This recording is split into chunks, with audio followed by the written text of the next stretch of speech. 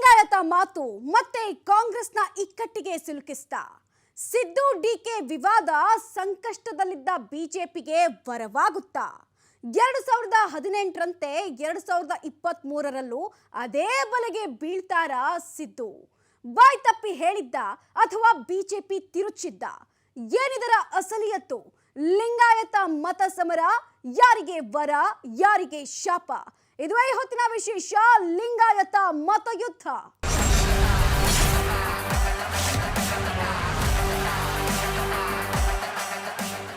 ಕರ್ನಾಟಕದಲ್ಲಿ ಎಲೆಕ್ಷನ್ ಕಾವು ಸಿಕ್ಕಾಪಟ್ಟೆ ಜೋರಾಗಿದೆ. ನೂರಾರು ಲೆಕ್ಕಾಚಾರ, ಸಮರ ಸೇನಾನಿಗಳ ಅಬ್ಬರ ದಿನೇ ದಿನೇ ಹೆಚ್ಚಾಗ್ತಾ ಇದೆ. ಮಾತಿನ ಮಲ್ಲ ಯುದ್ಧಗಳು ಆರಂಭಗೊಂಡಿದೆ. ಈ ಸಮಯದಲ್ಲಿ ಆಡುವ ಒಂದೊಂದು ಮಾತುಗಳು ಎದುರಾಳಿಗಳಿಗೆ ಅಸ್ತ್ರವಾಗುವ ಸಾಧ್ಯತೆ ಹೆಚ್ಚಿರುತ್ತೆ. ಅಂಥದ್ರಲ್ಲಿ ಮಾತುಗಾರ ಎಂದೇ ಬಿರುದು ಪಡೆದ ಸಿದ್ದರಾಮಯ್ಯ ತಮ್ಮ ಮಾತಿನ ಮೂಲಕವೇ ವಿವಾದವನ್ನ ಸೃಷ್ಟಿ ಮಾಡಿಕೊಂಡಿದ್ದಾರೆ. ಹಾಗಾದ್ರೆ 2018ರಂತೆಯೇ 2023ರಲ್ಲೂ ಮತ್ತದೇ ಬಲೆಗೆ ಬಿದ್ದರ ಸಿದ್ದು? ಲಿಂಗಾಯತ ಮತ ಬೇಟೆಗಿಳಿದು ವಿವಾದವನ್ನೇ ಮೈ ಮೇಲೆ ಎಳೆದುಕೊಂಡ್ಬಿಟ್ರ? ಅಷ್ಟಕ್ಕೂ ಏನು ಆ ವಿವಾದ? ಆ ವಿವಾದ ಯಾರಿಗೆ ವರವಾಗಬಹುದು, ಯಾರಿಗೆ ಶಾಪವಾಗಿ ಪರಿಣಮಿಸಬಹುದು ಅನ್ನೋದನ್ನ ಕಂಪ್ಲೀಟ್ ಆಗಿ ನಾವು ಹೇಳ್ತೀವಿ, ಕೇಳಿಸ್ಕೊಳ್ಳಿ. ಲಿಂಗಾಯತ ಮಾತು ಮತ್ತೆ ಕಾಂಗ್ರೆಸ್ನ ಇಕ್ಕಟ್ಟಿಗೆ ಸಿಲುಕಿಸಿದ ಸಿದ್ದು ಡಿಕೆ ವಿವಾದ ಸಂಕಷ್ಟದಲ್ಲಿದ್ದ ಬಿಜೆಪಿಗೆ ವರವಾಗುತ್ತಾ? 2018ರಂತೆ 2023ರಲ್ಲೂ ಅದೇ ಬಲೆಗೆ ಬೀಳ್ತಿದ್ದಾರಾ ಸಿದ್ದು? ಬಾಯ್ ತಪ್ಪಿ ಹೇಳಿದ್ದ, ಬಿಜೆಪಿ ತಿರುಚಿದ್ದ? ಏನಿದರ ಅಸಲಿಯತ್ತು? ಅವರು ತಿರುಚ್ತಾ ಇದ್ದಾರೆ ನನ್ನ ಮಾತುಗಳನ್ನ. ನನ್ನನ್ನ ಈಗ ವೀರಶೈವ ಲಿಂಗಾಯತರನ್ನ ನನ್ನ ವಿರುದ್ಧ ಎತ್ಕಟ್ಟಕ್ಕೆ ಪ್ರಯತ್ನ ಮಾಡ್ತಾ ಇದ್ದಾರೆ. ಈಗ ನೋಡಿ, ಅವ್ರ ಹೇಳಿಕೆ ವಿಡಿಯೋದಲ್ಲಿದೆ. ಈಗಿನ ಕಾಲದಲ್ಲಿ ತಿರ್ಚಕ್ಕಾಗಲ್ಲ. ಹಿಂದೆಲ್ಲ ಬರ್ಕೊಳ್ತಿದ್ರು, ಏನೋ ತಿರ್ಚಿದ್ರು. ವಿಡಿಯೋದಲ್ಲಿದೆ ಭಾಳ ಸ್ಪಷ್ಟವಾಗಿ. ಅವ್ರು ಮೊದಲು ಹೇಳಿದ್ದು ಮತ್ತು ಎರಡನೇ ಬಾರಿ ಅವ್ರು ತಮ್ಮ ಹೇಳಿಕೆಯನ್ನು ಬದಲಾವಣೆ ಮಾಡ್ಬೋದು. ತಿರ್ಚಿಲ್ಲ, ಅವ್ರು ತಮ್ಮ ಹೇಳಿಕೆಯನ್ನು ಬದಲಾವಣೆ ಮಾಡ್ಬೋದು. ಭಾಳ ಸ್ಪಷ್ಟವಾಗಿದೆ. ಜನ ಏನು ದಡ್ರಿ. ಲಿಂಗಾಯತ ಮತ ಸಮರ ಯಾರಿಗೆ ವರ ಯಾರಿಗೆ ಶಾಪ? ಯಾವ ಡ್ಯಾಮ್ ಹೊಡೆದಿಲ್ಲ, ಅವ್ರ ಡ್ಯಾಮ್ ಹೊಡೆದೋಗಿತ್ತು ಅಷ್ಟೇ. ಡಿ ಕೆ ಶಿವಕುಮಾರ್ ಡ್ಯಾಮ್ ಹೊಡೆದೋಗಿತ್ತು ಹೊರತು ಲಿಂಗಾಯತ ಡ್ಯಾಮ್ ಹೊಡೆದೋಗಿಲ್ಲ. ಪಾಟೀಲ್ ಮಾಡಿದ್ದಾರೆ, ಹಿಂದೆ ನಿಜಲಿಂಗಪ್ಪನವ್ರು ಮಾಡಿದ್ದಾರೆ, ಅವ್ರ ಅರ್ಥ SR ಕಂಠಿ ಅವ್ರು ಮಾಡಿದ್ದಾರೆ, ಇವರೆಲ್ಲ ಜಯಂತ್ ಪಟೇಲ್ ಮಾಡಿದ್ದಾರೆ ಅಂತೆಲ್ಲ ಅರ್ಥ. ಲಿಂಗಾಯತರು ಹೆಂಗ್ರೆ ಎಲ್ಲರೂ ಆಗ್ತಾರೆ. ಯಾರೋ ಒಬ್ಬರು ಇದ್ದಾರೆ ಮಾಡಿಬಿಟ್ರೆ ಎಲ್ಲರೂ CM ಆದರೆಲ್ಲ ಮಾಡ್ತಾರೆ ಅಂತ ಹೇಳೋದು ತಪ್ಪು ತಿಳುವಳಿಕೆ. 2021 ಜುಲೈ 26 ಬಿಜೆಪಿ ಸರ್ಕಾರಕ್ಕೆ 2 ವರ್ಷ ತುಂಬಿದ ಸಂಭ್ರಮದ ಕಾರ್ಯಕ್ರಮದಲ್ಲಿ ನಿಂತು ಯಡಿಯೂರಪ್ಪ ಅವರು ಕಣ್ಣೀರು ಹಾಕ್ತಾ ತಮ್ಮ ಸಿಎಂ ಸ್ಥಾನಕ್ಕೆ ರಾಜೀನಾಮೆಯನ್ನ ಘೋಷಿಸಿದ್ರು. ಇಲ್ಲಿಂದ ಯಡಿಯೂರಪ್ಪ ಅವರ ಕಣ್ಣೀರು, ಯಡಿಯೂರಪ್ಪ ಅವರ ರಾಜೀನಾಮೆ ವಿಚಾರವನ್ನೇ ಪ್ರಸ್ತಾಪ ಮಾಡಿ ಮಾಡಿ ಕಾಂಗ್ರೆಸ್ ಬಿಜೆಪಿ ವಿರುದ್ಧ ವಾಗ್ದಾಳಿ ನಡೆಸ್ತಾ ಬಂದಿತ್ತು. ಪಕ್ಷ ಕಟ್ಟಿದಂತಹ ಯಡಿಯೂರಪ್ಪ ಅವರನ್ನೇ ಬಿಜೆಪಿ ಬಿಡ್ಲಿಲ್ಲ. ಸಿಎಂ ಸ್ಥಾನದಿಂದ ಬಲವಂತವಾಗಿ ಕೆಳಗಿಳಿಸಿ ಲಿಂಗಾಯತರನ್ನ ತುಳಿಯಲಾಗ್ತಾ ಇದೆ ಅನ್ನೋ ಆರೋಪವನ್ನ ಅಂದಿನ ದಿನದಿಂದಲೇ ಕಾಂಗ್ರೆಸ್ ನಾಯಕರು ಮಾಡ್ತಾ ಬಂದಿದ್ರು. ಆದ್ರೆ ಈ ವಿಚಾರಕ್ಕೆ ಇನ್ನಷ್ಟು ಪುಷ್ಟಿ ಕೊಟ್ಟಿದ್ದು ಬಿಜೆಪಿ ಟಿಕೆಟ್ ಘೋಷಣೆಯಲ್ಲಿ ಹಿರಿಯರಿಗೆ ಕೋಕ್ ಕೊಟ್ಟಂತಹ ವಿಚಾರ. ಇದರಿಂದ ಭುಗಿಲೆದ್ದ ಬಂಡಾಯ. ಯಡಿಯೂರಪ್ಪ ರಾಜೀನಾಮೆ ವಿಚಾರವನ್ನ ಇಟ್ಕೊಂಡು ಆಗಾಗ ಬಿಜೆಪಿಗೆ ಟಾಂಗ್ ಕೊಡ್ತಾ ಇದ್ದ ಕಾಂಗ್ರೆಸ್ ಪಕ್ಷಕ್ಕೆ ಯಾವಾಗ ಬಿಜೆಪಿಯಲ್ಲಿ ಬಂಡಾಯ ಭುಗಿಲೆದ್ದಿದೆ ಅಂತ ಗೊತ್ತಾಯ್ತೋ ಆಗ ಬಂಡಾಯ ಎದ್ದವರಿಗೆಲ್ಲ ಆಮಂತ್ರಣ ನೀಡೋ ಕಾರ್ಯವನ್ನ ಮಾಡ್ತು. ಅದರಲ್ಲೂ ಬಿಜೆಪಿ ಪಟ್ಟಿಯಲ್ಲಿ ಹುಬ್ಬಳ್ಳಿ ಧಾರವಾಡ ಸೆಂಟ್ರಲ್ ಕ್ಷೇತ್ರದಲ್ಲಿ ಜಗದೀಶ್ ಶೆಟ್ಟರ್ ಅವರಿಗೆ ಟಿಕೆಟ್ ಘೋಷಣೆ ಮಾಡಿರಲಿಲ್ಲ. ಅಥಣಿ ಕ್ಷೇತ್ರದಲ್ಲಿ ಲಕ್ಷ್ಮಣ್ ಸವದಿಗೆ ಟಿಕೆಟ್ ಕೊಟ್ಟಿರಲಿಲ್ಲ. ಇದರಿಂದ ಕೊತ ಕುದಿತಾ ಇದ್ದ ಲಕ್ಷ್ಮಣ್ ಸವದಿಗೆ ಕಾಂಗ್ರೆಸ್ ಗಾಳ ಹಾಕ್ತು. ಕೆಪಿಸಿಸಿ ಅಧ್ಯಕ್ಷರು ವಿಮಾನ ಬುಕ್ ಮಾಡಿ ಲಕ್ಷ್ಮಣ್ ಸವದಿಯನ್ನ ಕರೆಸಿಕೊಂಡು ಮಾತನಾಡಿ ಕಾಂಗ್ರೆಸ್ ಪಕ್ಷಕ್ಕೆ ಸೇರ್ಪಡೆ ಕೂಡ ಮಾಡಿಕೊಂಡ್ರು.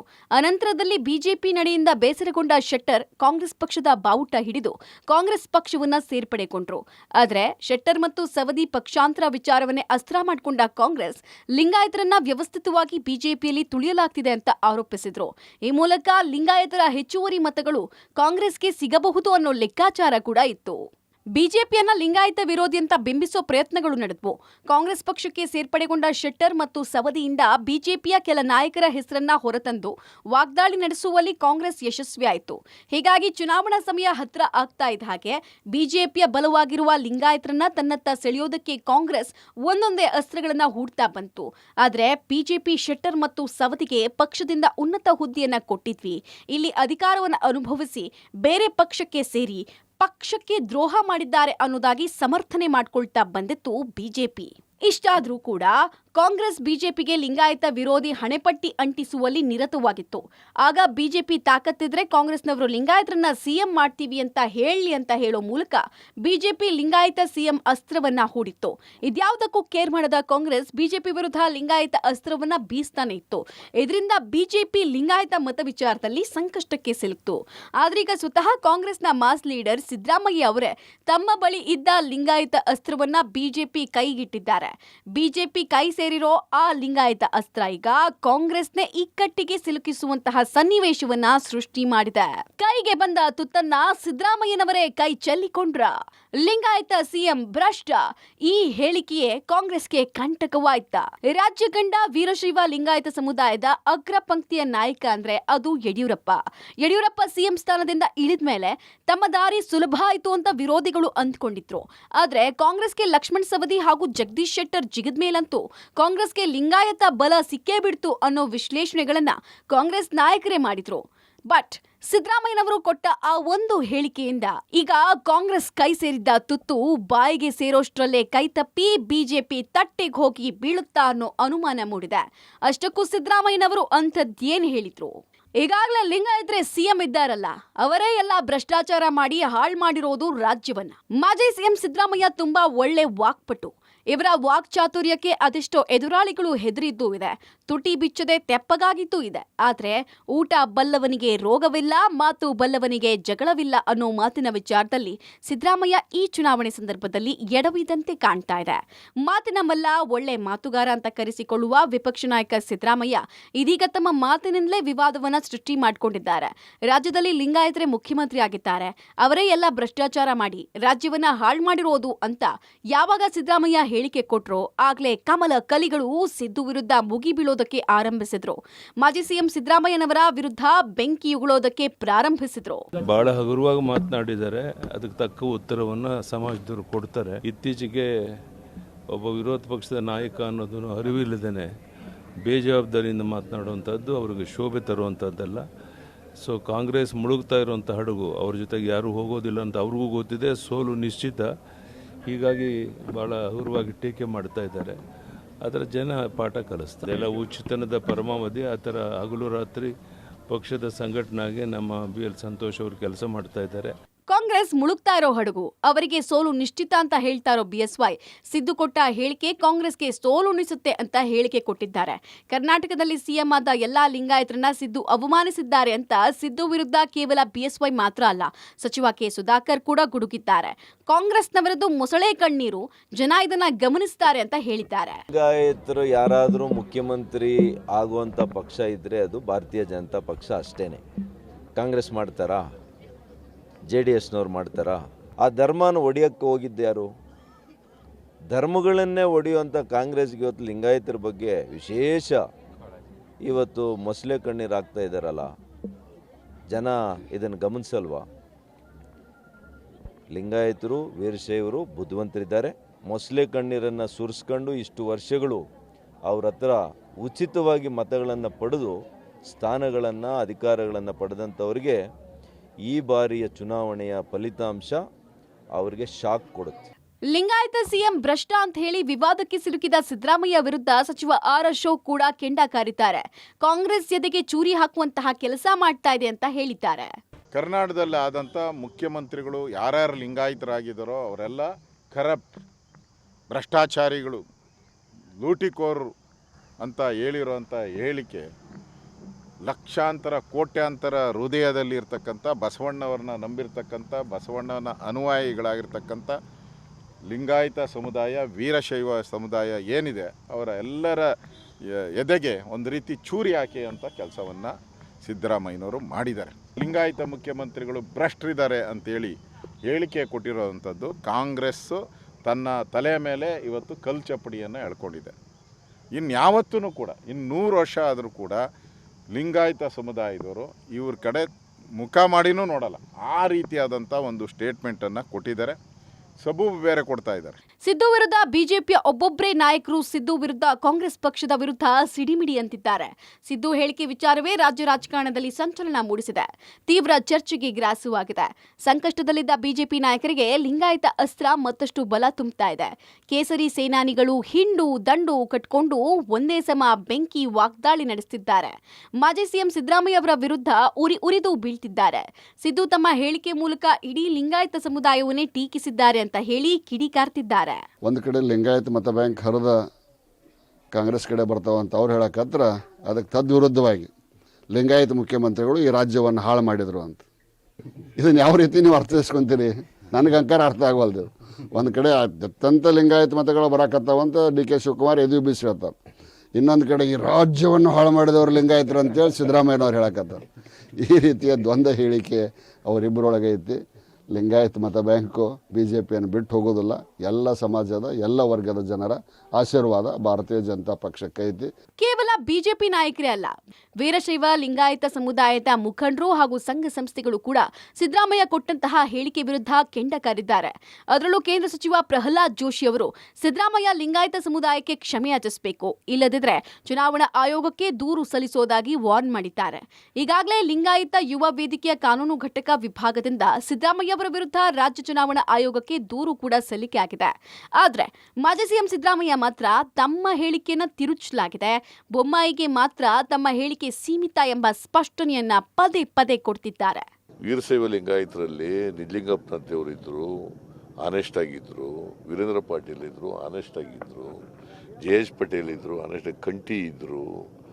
ಇವರು ಬಸವರಾಜ ಬೊಮ್ಮಾಯಿ ಭಾಳ ಕರಪ್ಟ್ ಚೀಫ್ ಮಿನಿಸ್ಟರ್ ಅಂತ ಹೇಳಿದ್ದೀನಿ. What is wrong in that? ಅದಕ್ಕೆ ಜಾತಿ ವಿರುದ್ಧ ಹೇಳಿದ್ದೀನಾ? ಅವರು ತಿರ್ಚ್ತಾ ಇದ್ದಾರೆ. ನನಗೆ ಲಿಂಗಾಯತರ ಬಗ್ಗೆ ಅಪಾರವಾದ ಗೌರವ ಇದೆ. ನಾ ಲಿಂಗಾಯತರ ವಿಚಾರನೇ ಹೇಳಿಲ್ಲ. ಬಸವರಾಜ ಬೊಮ್ಮಾಯಿಗೆ ಮಾತ್ರ ಸೀಮಿತವಾಗಿ ಹೇಳಿರೋದು.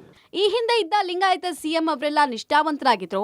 ಬೊಮ್ಮಾಯಿ ಅವರಿಗೆ ಮಾತ್ರ ತಮ್ಮ ಹೇಳಿಕೆ ಸೀಮಿತ ಅಂತಿರುವ ಸಿದ್ದು ಇದರಿಂದ ಬಿಜೆಪಿ ಲಾಭ ಪಡೆದುಕೊಳ್ಳೋಕೆ ನೋಡ್ತಿದೆ ಅನ್ನೋ ಆರೋಪವನ್ನ ಮಾಡಿದ್ರು. ಆದ್ರೆ ಸದ್ಯಕ್ಕೆ ಸಿದ್ದು ಹೇಳಿಕೆ ಹೊರವಾಗ್ತಾ ಇರೋದು ಬಿಜೆಪಿಗೋ, ಶಾಪವಾಗಿ ಕಾಡ್ತಾ ಇರೋದು ಕಾಂಗ್ರೆಸ್ಗೋ ಅಥವಾ ಬಿಜೆಪಿಗೋ ಅನ್ನೋ ಪ್ರಶ್ನೆ ಎದ್ದಿದೆ. ಕಾರಣ 2018ರಂತೆ 2023ರಲ್ಲೂ ಲಿಂಗಾಯತ ವಿಚಾರದಲ್ಲೇ ಎಡವಿ ಬಿಟ್ಟಿರುವಂತಿದೆ ವಿಪಕ್ಷ ನಾಯಕರಾದಂತಹ ಸಿದ್ದರಾಮಯ್ಯ ಅವರ ಮಾತುಗಳು.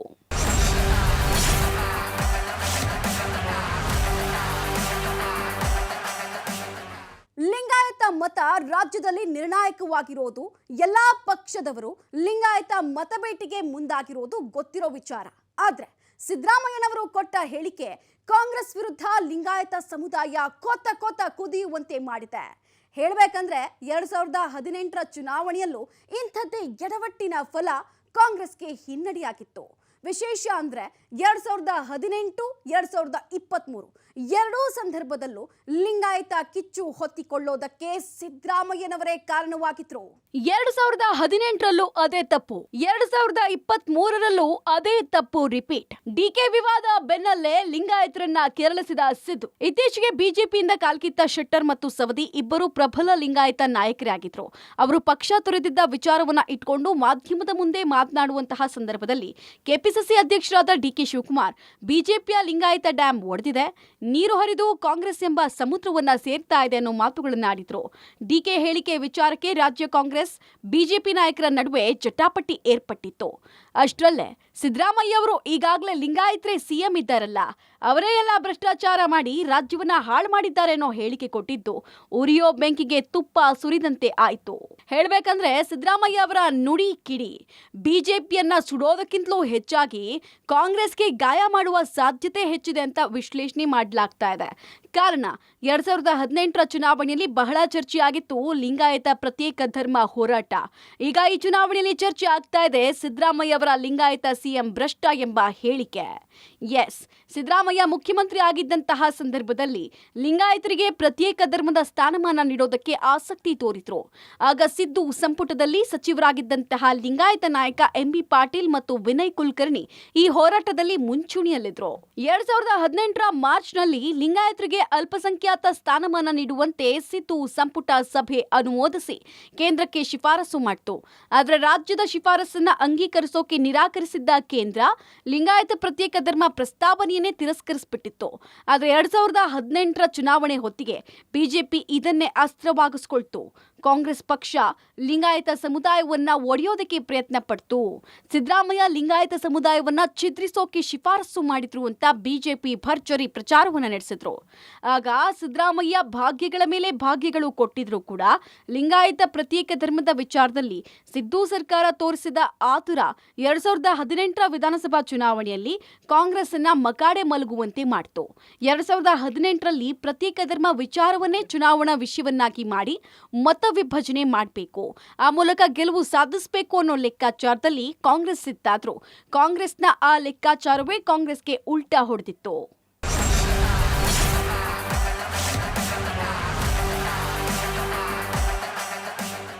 ಸಿದ್ದರಾಮಯ್ಯ ಅವರ ಹೇಳಿಕೆ ವಿವಾದ ಆಗೋದಕ್ಕೂ ಮುಂಚೆ ಕಾಂಗ್ರೆಸ್ನಲ್ಲಿ ವಲಸೆ ಲಿಂಗಾಯತ ನಾಯಕರಿಂದಲೇ ಲಾಭ ಅನ್ನೋ ಲೆಕ್ಕಾಚಾರ ಇತ್ತು.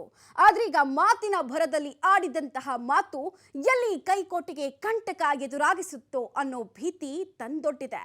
ಹಾಗಾದ್ರೆ ಕಾಂಗ್ರೆಸ್ ಬಿಜೆಪಿ ನಡುವಿನ ಲಿಂಗಾಯತ ಲಡಾಯಿ ಯಾವ ಪಕ್ಷಕ್ಕೆ ವರವಾಗಬಹುದು, ಯಾವ ಪಕ್ಷಕ್ಕೆ ಶಾಪವಾಗಬಹುದು ಅನ್ನೋ ಕಂಪ್ಲೀಟ್ ಡೀಟೇಲ್ಸ್ ನಿಮ್ಮ ಮುಂದೆ. ಕಾಂಗ್ರೆಸ್ಗೆ ತನ್ನ ಪಕ್ಷದ ಪ್ರಮುಖ ನಾಯಕರ ಮಾತಿನಿಂದಲೇ ಇಕ್ಕಟ್ಟು. ಲಿಂಗಾಯತ ನಾಯಕರ ವಲಸೆಯಿಂದ ಲಾಭದ ಲೆಕ್ಕ ಹಾಕಿದ್ದ ಕೈ ಮಾತಿನ ಭರದಲ್ಲಿ ಆಡಬಾರದ ಮಾತಾಡಿ ಎಡವಟ್ಟು ಮಾಡ್ಕೊಂಡ್ರ. ಕಳೆದ 2 ದಶಕಗಳಿಂದಲೂ ಲಿಂಗಾಯತ ಮತ ಬ್ಯಾಂಕ್ ಬಿಜೆಪಿ ಬೆನ್ನಿಗಿದೆ.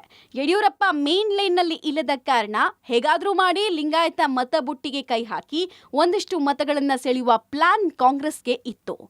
ರೋಗಿ ಬಯಸಿದ್ದು ಹಾಲು ಅನ್ನ, ವೈದ್ಯ ಹೇಳಿದ್ದು ಕೂಡ ಹಾಲು ಅನ್ನೋ ಹಾಗೆ ಬಿಜೆಪಿಯಿಂದ ಬಂಡೆಂದು ಬಂದ ಶೆಟ್ಟರ್ನ ಸವದಿನ ಬಿಡದೆ ಕ್ಯಾಚ್ ಮಾಡ್ತು ಕಾಂಗ್ರೆಸ್. ಆ ಮೂಲಕ ಲಿಂಗಾಯತ ನಾಯಕರ ವಲಸೆ ಕಾಂಗ್ರೆಸ್ಗೆ ಲಾಭ ತರುತ್ತೆ ಅಂತ ಲೆಕ್ಕಾಚಾರದಲ್ಲಿತ್ತು. ಆದ್ರೆ ಮಾತಿನ ಭರದಲ್ಲಿ ಆಡಬಾರದ ಮಾತುಗಳನ್ನಾಡಿ ಎಡವಟ್ಟು ಮಾಡಿಕೊಂಡ ಸಿದ್ದರಾಮಯ್ಯ ಅವರು ಕಾಂಗ್ರೆಸ್ನ ಇಕ್ಕಟ್ಟಿಗೆ ಸಿಲುಕಿಸಿದ್ದಾರೆ ಅನ್ನೋ ವಿಶ್ಲೇಷಣೆಗಳು ಶುರುವಾಗಿದೆ. ಯಾಕಂದ್ರೆ ಅಮಿತ್ ಶಾ ಕೂಡಲ ಸಂಗಮಕ್ಕೆ ಭೇಟಿ ಕೊಡೋ ಮೂಲಕ ಲಿಂಗಾಯತ ಮತ ಬ್ಯಾಂಕ್ ಸೆಳೆದಿದ್ರು. ಅದರಂತೆ ಈ ಚುನಾವಣೆಯಲ್ಲಿ ರಾಹುಲ್ ಗಾಂಧಿ ಬಸವ ಜಯಂತಿ ದಿನವೇ ಕೂಡಲ ಸಂಗಮಕ್ಕೆ ಭೇಟಿ ಕೊಟ್ಟು ಲಿಂಗಾಯತ ಮತ ಬ್ಯಾಂಕ್ ಸೆಳೆಯುವ ಸ್ಟ್ರಾಟಜಿ ರೂಪಿಸಿದ್ರು. ಒಂದು ಕಡೆ ಅಮಿತ್ ಶಾ ರಾಜ್ಯ ಬಿಜೆಪಿ ನಾಯಕರಿಗೆ ಲಿಂಗಾಯತ ಮತ ಸೆಳೆಯೋದಕ್ಕೆ ಟಾಸ್ಕ್ ಕೊಟ್ಟಿದ್ರೆ, ರಾಹುಲ್ ಗಾಂಧಿ ಕೂಡ ಕಾಂಗ್ರೆಸ್ ನಾಯಕರಿಗೆ ಲಿಂಗಾಯತ ಮತ ಸೆಳೆಯೋದಕ್ಕೆ ಟಾಸ್ಕ್ ಕೊಟ್ಟಿದ್ದಾರೆ. ಕಾರಣ, ರಾಜ್ಯದಲ್ಲಿ ಅಧಿಕಾರಕ್ಕೆ ಇರಬೇಕು ಅಂದ್ರೆ ಕಿಂಗ್ ಮೇಕರ್ಸ್ ಅಂತ ಕರೆಸಿಕೊಳ್ಳೋ ಲಿಂಗಾಯತ ಮತದಾರರ ಮತ ಗಳಿಸೋದು ಬಹಳ ಮುಖ್ಯ. ಲಿಂಗಾಯತ ಹೇಳಿಕೆಯಲ್ಲಿ ಕಾಂಗ್ರೆಸ್ ಎಡುತ್ತಾ ಇದ್ದಂತೆ ಅಲರ್ಟ್ ಆಗಿರುವ ಜೆಡಿಎಸ್ ಪಕ್ಷ ಚುನಾವಣೆ ಟೈಮ್ನಲ್ಲಿ ವಿವಾದ ಸೃಷ್ಟಿ ಮಾಡ್ಕೊಳ್ಳೋದು ಬೇಡ ಅಂತ ತನ್ನೆಲ್ಲ ಸದಸ್ಯರಿಗೂ ಹೇಳಿದೆಯಂತೆ. ಒಟ್ನಲ್ಲಿ ಲಿಂಗಾಯತ ಮತ ಬುಟ್ಟಿಗಾಗಿ 3 ಪಕ್ಷಗಳು ದಿನ ಬೆಳಗಾದ್ರೆ ಒಂದಲ್ಲ ಒಂದು ಸ್ಟ್ರಾಟಜಿ ರೂಪಿಸ್ತಾ ಇದೆ. ಲಿಂಗಾಯತ ಮತದಾರರನ್ನ ಸೆಳೆಯುವ ತಂತ್ರಗಳನ್ನ ರಚಿಸ್ತಾ ಇದೆ. ಆದ್ರೆ ಸಿದ್ದರಾಮಯ್ಯ ಅವರ ಲಿಂಗಾಯತ ಹೇಳಿಕೆ ವಿವಾದ ಸದ್ಯ ಕಾಂಗ್ರೆಸ್ಗೆ ಬಿಸಿ ತುಪ್ಪವಾಗಿದ್ದು, ಎಲ್ಲಿ 2018ರಂತೆ ಮತ್ತೆ ಅದೇ ಸಂಕಷ್ಟ ಕೈಕೋಟೆಗೆ ಎದುರಾಗುತ್ತೋ ಎಂಬ ದಿಗಿಲು ಸದ್ಯಕ್ಕೆ ಹುಟ್ಟು ಹಾಕಿದೆ.